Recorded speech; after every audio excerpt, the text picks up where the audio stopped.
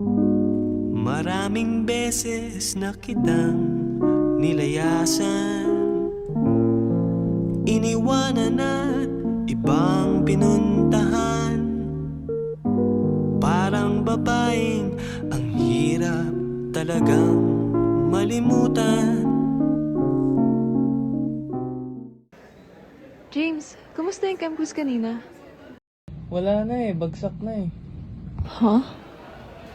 Nasaan ako? Uy, ba't may mga nakabarong at parit saya?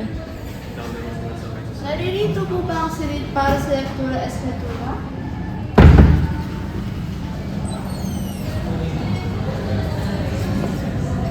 Hoy, probinsyana! Nakita mo ba yung suot niya? Parang galing palengke.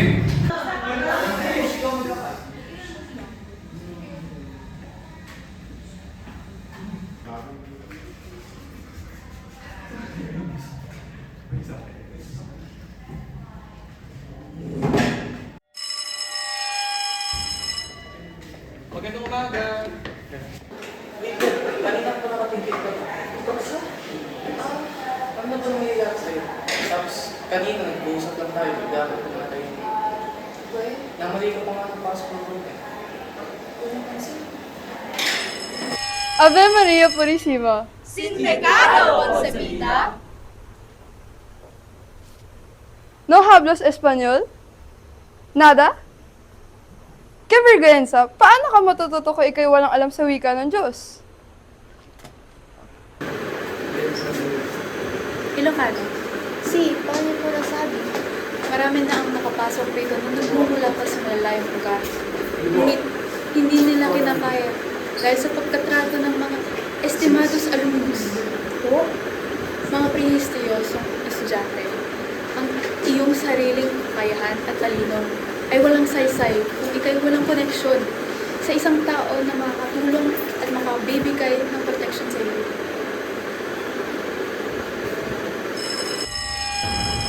Seryoso, Tek.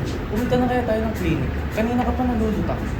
James, what if sabihin ko sa yung nakakakita ko ng parang visions ng isang babae ng panahon pa ni Rizal?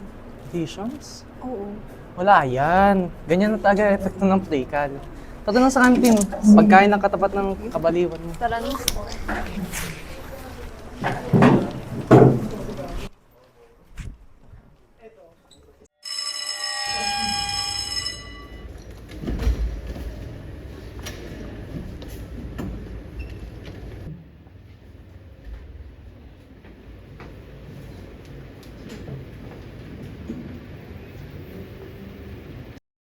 Ngayon, senyoritos, sino ang dapat ituring huwarang guro ng mga kabataan ngayon?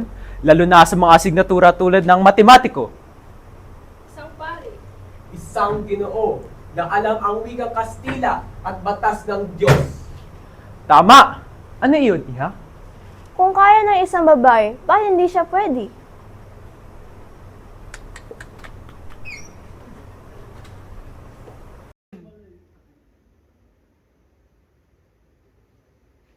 Senyorita Felisa, halina rito sa unahan at basahin mo ang ikatlong pahina. La, edukasyon.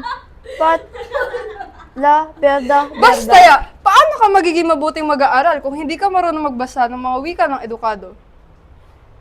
Kung siya'y babae marunong at masipag, bakit hindi siya pwede maging guro kahit siya ay taga Maynila? Hindi mo naiintindihan, senyorita. May mga bagay na itinakda ng Diyos at ng simbahan na hindi natin mababago. Maupo ka na.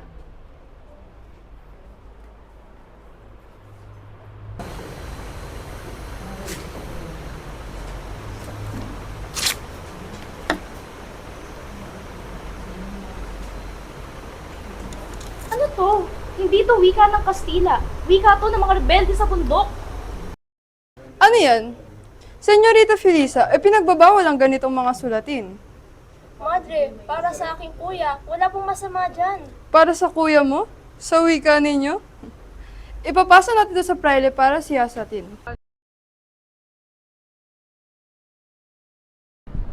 Senyorita, kayo po ba si Felicia de la Peña? Opo, ako nga po. Ano pa yun? Senyorita, ang liham na inyong ginawa ay nasa wikang hindi namin naintindihan. alinsunod sa batas, ipapadala to sa gobyernador. No es rebellion para sa mi pamilya.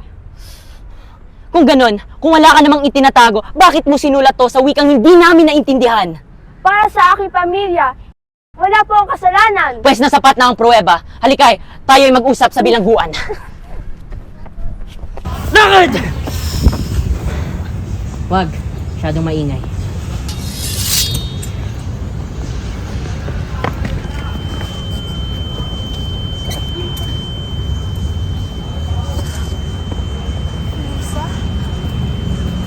Lisa?